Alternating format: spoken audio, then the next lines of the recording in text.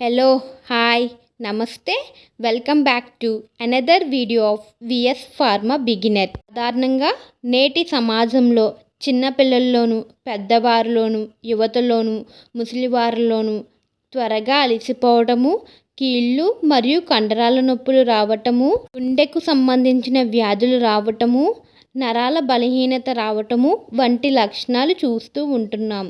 ఈ లక్షణాలన్నీ వేటికి సంకేతమో మీకు తెలుసా?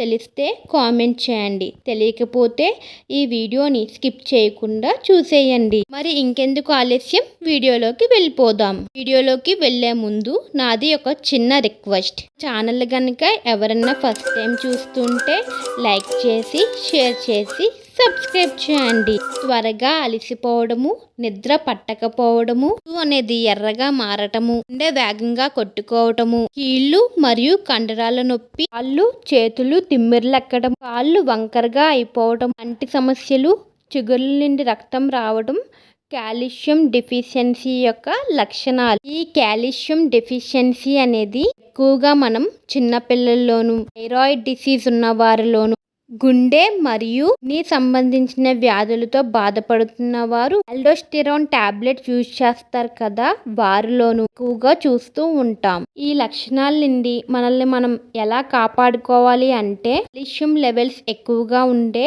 ఆహార పదార్థాలు తీసుకుంటే సరిపోతుంది. కాల్షియం లెవెల్స్ ఎక్కువగా ఉండే ఆహార పదార్థాల గురించి తెలుసుకుందాం. పన్నీర్, సాల్మన్ ఫిష్, రొయ్యలు, సోయాబీన్స్, గింజలు, బాదం, పాలు, మూడు గింజలు, చియా సీడ్స్ మరియు బెండకాయలు. అసలు ఈ కాల్షియం అనేది మన శరీరానికి ఎందుకు అవసరమో తెలుసా? మన శరీరం ఎదుగుదలకు, కండరాల బలాన్ని మెరుగుపరచడానికి, ఇంపల్సెస్ జనరేట్ చేయడానికి ఈ కాల్షియం అనేది ఉపయోగపడుతుంది. ఈ వీడియో కనుక మీకు నచ్చినట్లయితే లైక్ చేయండి. ఫ్రెండ్స్, ఫ్యామిలీ మెంబర్స్ ఇంకా రిలేటివ్స్కి షేర్ చేయండి. సబ్స్క్రైబ్ చేయడం మాత్రం మర్చిపోకండి. Thank you for watching.